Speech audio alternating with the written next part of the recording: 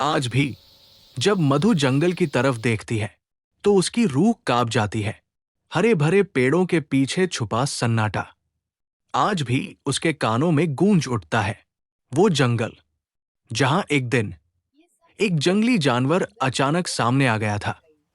उस जानवर का आना ही डरावना नहीं था, डरावना था वो जो उसने किया। एक ऐसा मंजर जो वक्त के साथ धुंधला नहीं पड़ा बल्कि और गहरा होता चला गया। वो जानवर सिर्फ एक जानवर था तो आइए जानते हैं इस कहानी में मधु के साथ उस जंगल में असल में क्या हुआ था। ये कहानी जितनी दिखाई देती है सच उससे कहीं ज्यादा डरावना है। यार, ये रास्ता पहले जैसा लग ही नहीं रहा। हम गलत डायरेक्शन में आ गए शायद। मुझे लगता है यहीं से वापस हो जाना चाहिए। सुना है इस जंगल में एक बहुत बड़ा भालू रहता है, वो कई लड़कियों को उठा कर ले गया है। बारिश होने वाली है, फोन भी काम नहीं कर रहा। मुझे थोड़ा डर लग रहा है।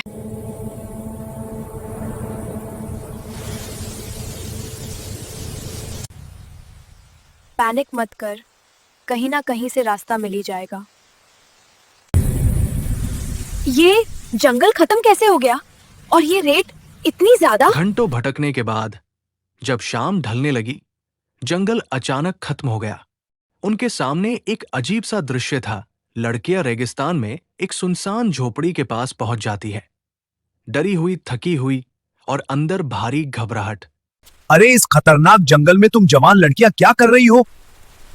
बाबा, हम रास्ता भटक गए हैं। बारिश की वजह से आगे नहीं जा पा रहे। एक रात यहीं रुकना पड़ेगा।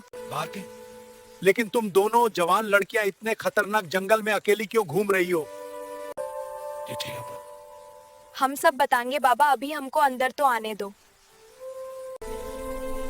कैसी अजीब आफत आ गई यार। रात भी है, जवान लड़कियां भी हैं। मेरी झोपड़ी में रात में रोकने के बदले तुम लोग मेरे लिए क्या करोगी?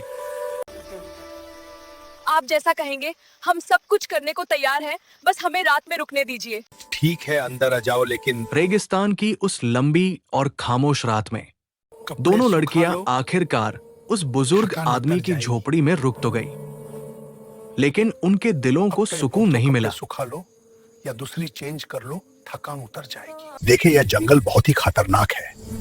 यहाँ खतरनाक जानवर रहते हैं।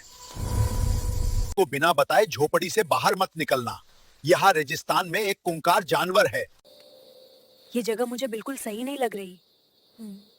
कुछ तो गलत है यहाँ। लेकिन हम रात में जाएंगे कहाँ? अब रात तो काटनी पड़ेगी ना। तुमने नोटिस किया यहाँ इतनी शांति क्यों है? रात भी है, जगह भी सुनसान। कहीं ये हमें यहाँ रोकने का फायदा तो नहीं उठा रहा? तू ज्यादा मत सोच। लेकिन हाँ, इसकी आंखें। कल कपड़े चेंज कर लेते हैं, रात अभी बहुत लंबी है। रात गहराती गई, बारिश अब हल्की हो चुकी थी। चारपाई पर लेटे बुजुर्ग की आंखें बंद थी, लेकिन सांसों से लग रहा था वो जाग रहा है। दूसरी चारपाई पर बैठी दोनों लड़कियां धीमी आवाज में बात कर रही थी। तुम भी वही सोच रही हो ना? ये बुजुर्ग कहीं हमारा फायदा तो नहीं उठा लेगा? इतनी सुनसान जगह, रात भी हो रही है। झोपड़ी के दूसरे कोने में वो बुजुर्ग आदमी भी जाग रहा था। उसकी आंखें बंद थी, लेकिन उसके भीतर अजीब सी हलचल चल रही थी। वो सोच रहा था, अगर ये लड़कियां यहां से चली गई तो उसका सब कुछ अधूरा रह जाएगा। उसने मन ही मन एक खामोश योजना बना ली थी। किसी भी तरह इन लड़कियों को यहां से जाने नहीं देना है। सुबह हुई, लेकिन माहौल अब भी भारी था। बुजुर्ग आदमी सामान्य दिखने की कोशिश कर रहा था, मानो कुछ हुआ ही न हो, लेकिन उसकी नजरों में कुछ छुपा हुआ था। इसी बीच लड़कियों में से एक चुपचाप झोपड़ी से बाहर निकल गई। वो रेगिस्तान की रेत पर धीरे धीरे चलने लगी। शायद वह अपने मन के डर से थोड़ी देर के लिए दूर जाना चाहती थी। चारों तरफ सन्नाटा था, तेज धूप थी और हवा में अजीब सी बेचैनी। तभी रेत में हलचल हुई। पीछे से एक डरावनी गुर्राहट सुनाई दी। लड़की ने पलट कर देखा। उसके सामने एक बड़ा और खतरनाक भेड़िया खड़ा था। उसकी आंखें लाल थी, दांत बाहर निकले हुए थे। लड़की का दिल जोर जोर से धड़कने लगा। उसके पैर कांपने लगे। वो जान बचाने के लिए भागी। रेत में उसके पैर धंस रहे थे, सांसें टूट रही थी। भेड़िया लगातार उसका पीछा कर रहा था। किसी तरह लड़की ने अपनी पूरी ताकत लगाई और झोपड़ी की तरफ दौड़ पड़ी। उसने दरवाजा खोला दादा, और अंदर घुस गई। क्या था? अंदर पहुंचते ही तो बहुत ही वो खतरनाक जमीन पर बैठ गई। सांसें तेज थी और आंखों में डर साफ झलक रहा था। अब उसे समझ आ गया था कि बुजुर्ग आदमी की चेतावनी।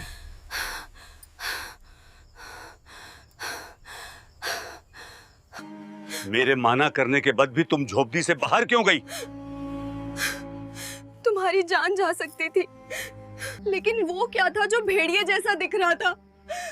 एक भेड़िया इतना बड़ा नहीं होता, तो वो क्या था? अब तुम जैसा कहोगे मैं वैसा ही करूंगी। बिना बताए मैं कहीं नहीं जाऊंगी। लड़की की आवाज में अब डर नहीं था, बल्कि एक भरोसा था। बुजुर्ग आदमी ने कुछ नहीं कहा। तुम वो जैसा चुपचाप कहोगे, मैं पास वैसा ही बैठा करूंगी। तुमको और अपने बिना हाथ बताए में कहीं रखी नहीं जाऊंगी। एक छोटी सी शीशी खोली। उस शीशी में तेल जैसा एक गाढ़ा द्रव था। उसने धीरे धीरे लड़की के जख्मों पर वो तेल लगाया। तेल लगते ही लड़की को अजीब सा सुकून मिला। जो दर्द अभी तक सांसों में अटका हुआ था, वो जैसे पिघलने लगा। कुछ ही पलों में उसके जख्मों की जलन शांत हो गई। खरोंच के निशान हल्के पड़ने लगे। लड़की ने हैरानी से अपने हाथों को देखा। उसके चेहरे पर पहली बार राहत की मुस्कान आई। उसे अच्छा लगा, बहुत अच्छा लगा। उस पल उसका डर कहीं दूर चला गया। थोड़ी देर बाद वो लड़की उठी और अपनी दूसरी साथी के पास गई। उसकी आंखों में अब डर नहीं, बल्कि एक कहानी थी। उसने पूरी घटना। यार मुझे कुछ समझ नहीं आ रहा, ये सब क्या हो रहा है? वो भेड़िया था, लेकिन बहुत ही बड़ा आकार था। उस जंगली भालू से भी बड़ा था। एक एक करके सुना दी।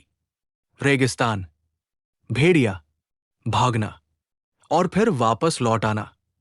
दूसरी लड़की पूरी तन्मयता से सुन रही थी। उसकी आंखें भर आई। फिर उसने धीमी आवाज में कहा, यह सब सुनकर मुझे जंगल की वो बात याद आ गई। बारिश से भीगा हुआ जंगल, हरे भरे पेड़, फिसलन भरे रास्ते। वो दिन जब वे दोनों डर के मारे सांस तक नहीं ले पा रही थी। तभी उनके सामने एक बहुत बड़ा भालू आ गया था। डर से उनका शरीर जम गया था। लेकिन वही भालू उनका दुश्मन नहीं बना। जंगल से अचानक एक खतरनाक चिंपैंजी निकल आया था। उसकी आंखों में हिंसा थी, उसकी हरकतों में पागलपन। और उसी पल वो भालू उनके सामने ढाल बनकर खड़ा हो गया था। भालू और चिंपैंजी के बीच भयानक लड़ाई हुई। पेड़ हिले, जंगल गूंज उठा। आखिरकार चिंपैंजी पीछे हट गया और भालू धीरे से उनकी तरफ पलटा। उसने अपनी पीठ झुका दी, मानो कह रहा हो, डरो मत। डरते डरते वे दोनों उसकी पीठ पर बैठ गई। वो भालू उन्हें उठाकर जंगल के सबसे मुश्किल रास्तों से सुरक्षित बाहर ले आया। आज इतने साल बाद सब कुछ साफ हो रहा था। वो भालू कोई साधारण भालू नहीं था। वो वही था, वही छोटा सा भालू का बच्चा जिसे बचपन में इन्हीं लड़कियों ने दूध पिलाया था। जानवर शब्द नहीं बोलते, लेकिन एहसान कभी नहीं भूलते।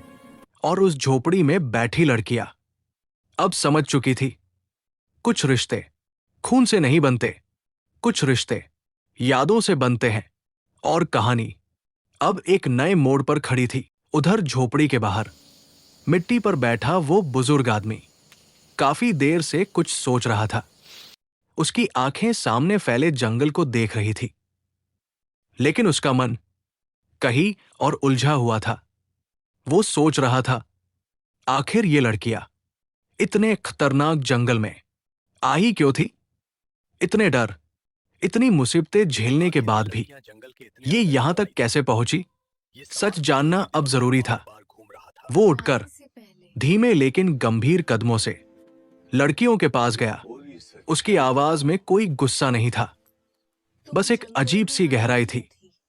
मुझसे सच कहो, उसने कहा, तुम दोनों इस जंगल में क्यों आई थी? लड़कियां एक दूसरे की तरफ देखने लगी। कुछ पल की खामोशी के बाद आखिरकार एक ने धीरे से बोलना शुरू किया। हम यहां सिर्फ रास्ता भटक कर नहीं आई थी बाबा। एक वैद्य की खोज में निकली थी। हम यहाँ बाबा एक वैद्य की बुजुर्ग खोज करने आदमी आए की थे, आंखें जिसका नाम था थोड़ी भृगु सी वैद्य। सिमट गई। तुम जिस वैद्य की खोज करने यहाँ आई हो वह कोई और नहीं, मैं ही हूँ। रुको, मैं तुमको एक ऐसी जड़ी बूटी लाके दे रहा हूँ जो हर मर्ज में काम आएगी। आपने हमारी बहुत मदद लेकिन की। जब वे हम जाने आपकी लगी सदा- तो पीछे वो बुजुर्ग आदमी खामोशी से खड़ा रह गया।